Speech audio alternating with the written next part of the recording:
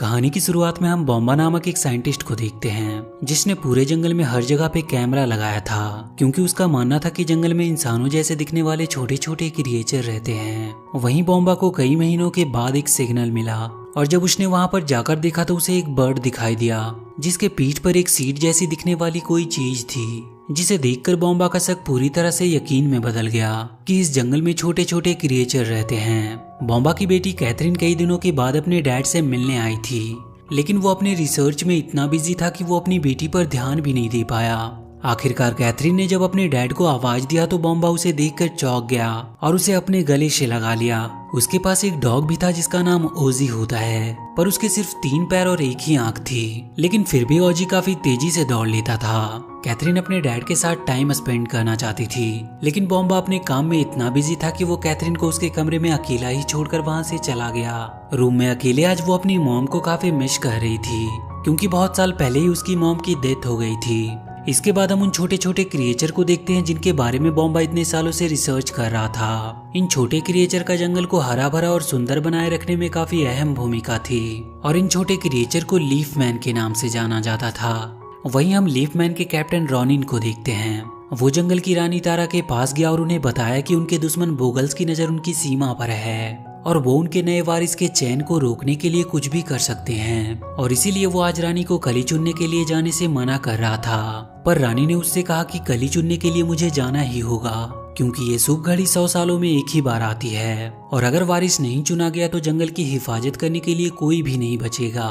पर रॉनिन लगातार रानी को खतरे का आभास करा रहा था। इस पर रानी मजाकिया भरे अंदाज में उससे कहती है कि आप जितना मुझे कमजोर समझते हैं मैं उतना हूँ नहीं। दरअसल रॉनिन और रानी तारा एक दूसरे से प्यार करते थे।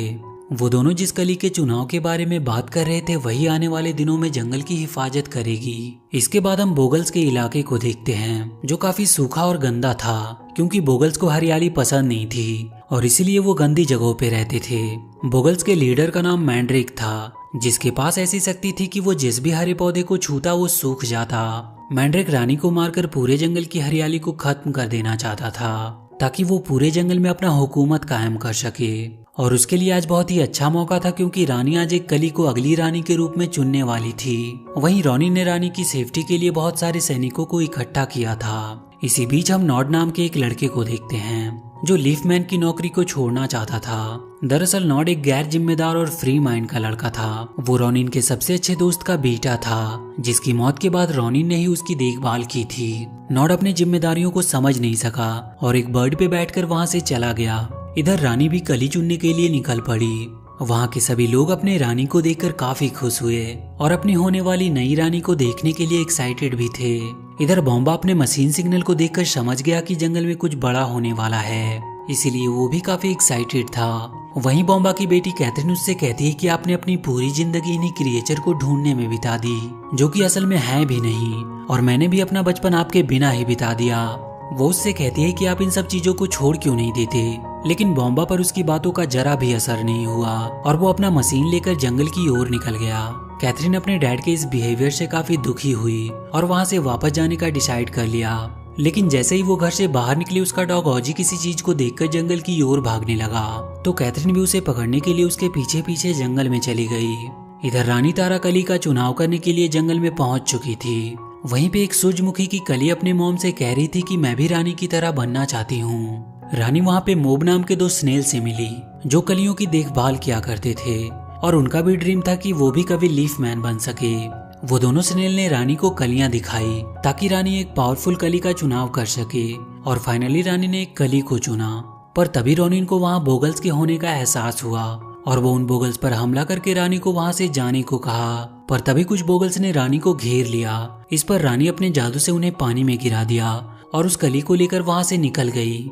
रास्ते में उसे रॉनिन मिला जो उसे लेकर वापस महल की ओर जाने लगा, लेकिन तभी वहाँ पर मैंड्रिक और उसका बेटा आ गया और उन्होंने उन दोनों पर हमला कर दिया। और इसी फाइट के बीच रॉनिन की एक तीर जाकर मैंड्रिक के बेटे को लगी, जिससे गुस्सा होकर मैंड्रिक उसके पीछे पड़ गया। इधर रानी को भी मैंड्रिक का एक तीर लग गया जिससे वो नीचे गिरने लगी। पर उसी जंगल में कैथरीन भी थी जिसने रानी को नीचे गिरते हुए देख लिया, और जैसे ही वो रानी को देखने के लिए उसके पास गई, रानी ने अपने जादू से कैथरीन को छोटा कर दिया और उसे वो कली देते हुए उसने कहा कि इसे ले जाकर निम्गलू के पास पहुंचा देना। कैथरीन को कुछ भी समझ नहीं आया कि उसके साथ ये हो क्या रहा है। और तभी वहाँ पर रॉनिन भी आ गया। रानी उससे कहती है कि जंगल अब तुम्हारे हाथ में है, और ये कहते हुए रानी की मौत हो गई। इसके बाद रॉनिन कैथरीन से पूछता है कि रानी ने इस कली को कहाँ पहुँचाने को कहा है। तो कैथरीन उसे बताती है कि रानी ने तो इसे नीम ग्लू के पास पहुँचाने को कहा था। वहीं वो स्नेल भी रॉनिन से कहते हैं कि हम भी तुम्हारे साथ ही चलेंगे, क्योंकि उनसे कली को हमेशा नमी मिलती रहेगी। रॉनिन कली के साथ उन स्नेल्स को भी लेकर नीम ग्लू के पास जाने के लिए निकल पड़ा। उधर नॉड ने एक रेस में पार्टिसिपेट किया और वहाँ पे उसने फ्रॉग बूफो के साथ एक डील किया कि वो रेस में हार जाएगा, लेकिन वो डील को तोड़कर उस रेस को जीत गया। इस बात से गुस्सा होकर बूफो उसे सांप के बिल में फेंकने का डिसाइड करता है, लेकिन तभी वहाँ पर रॉनिन आ गया और उसने नॉड को बचा लिया। इसके बाद उसने नॉड को बताया कि रानी नहीं रही, और उसने उसे ये भी बताया कि रानी ने मरने से पहले एक कली को चुन लिया था, जिसे अभी नीम ग्लू के पास ले जाना होगा। इधर बॉम्बा जंगल से जब वापस घर आया तो कैथरीन के वापस जाने का लेटर देखकर काफी दुखी हुआ। उधर रास्ते में बॉगल्स ने उन पर हमला कर दिया। उसी बीच नॉड और कैथरीन एक बिल में जा गिरे, जहाँ पर एक चूहे ने उन पर हमला कर दिया, पर तभी रॉनिन ने वहाँ पर आकर उन दोनों को बचा लिया और उन्हें लेकर नीम ग्लू के पास जाने के लिए निकल पड़ा। नीम ग्लू के पास पहुंचने पर कैथरीन ने उस कली को उसे सौंप दिया।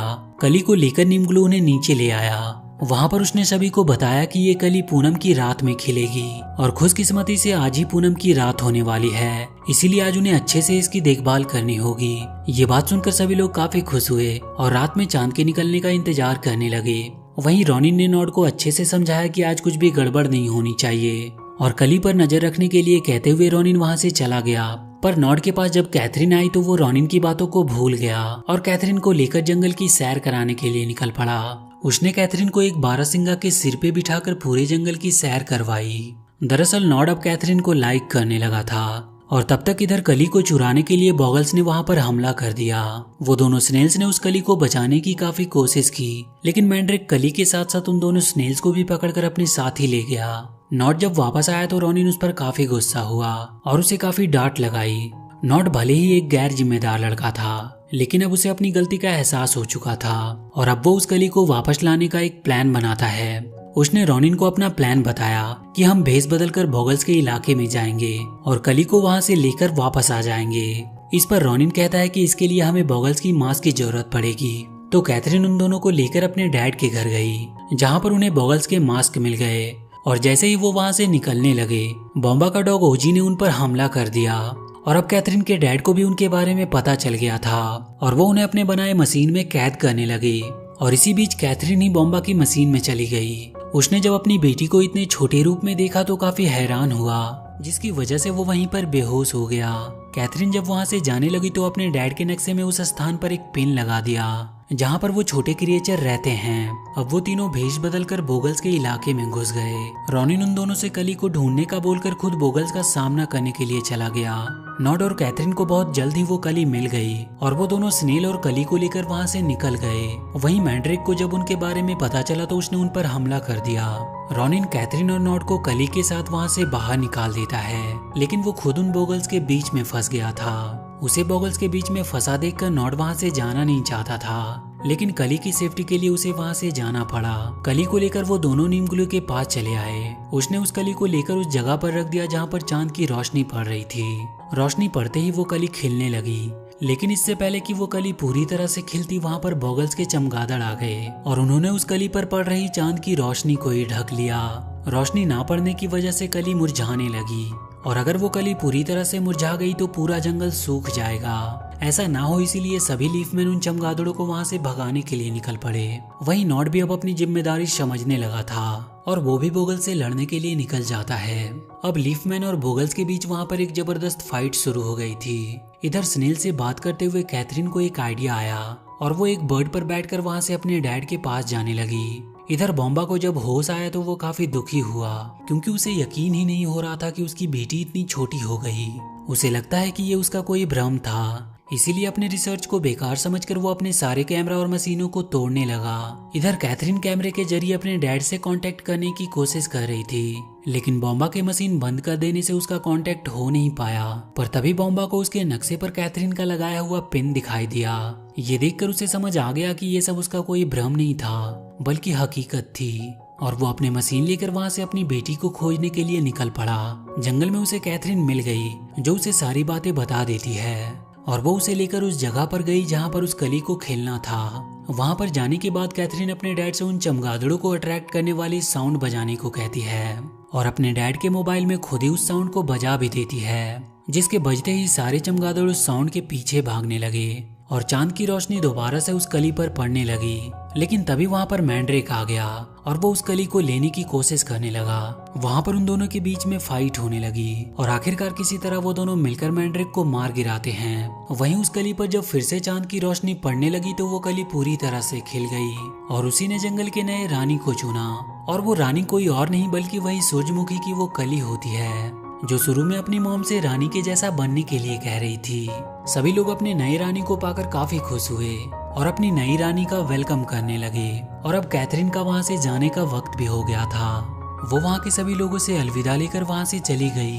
वापस आने के बाद कैथरीन अपने डैड से मिलकर काफी खुश थी और उसने अपने डैड से माफी भी मांगी क्योंकि उसने उनके रिसर्च को बेकार कहा था। वहीं मूवी के अंत में हम देखते हैं कि कैथरीन अपने डैड के साथ जंगल में ही रहने लगी और वो कैमरे के जरिए नॉट से बात भी किया करती थी। इसी के साथ ये मूवी यहीं पर खत्म हो जाती है। तो वीडियो अगर अच्छी लगी हो तो please do like and share this video and please subscribe to my channel and press that bell icon.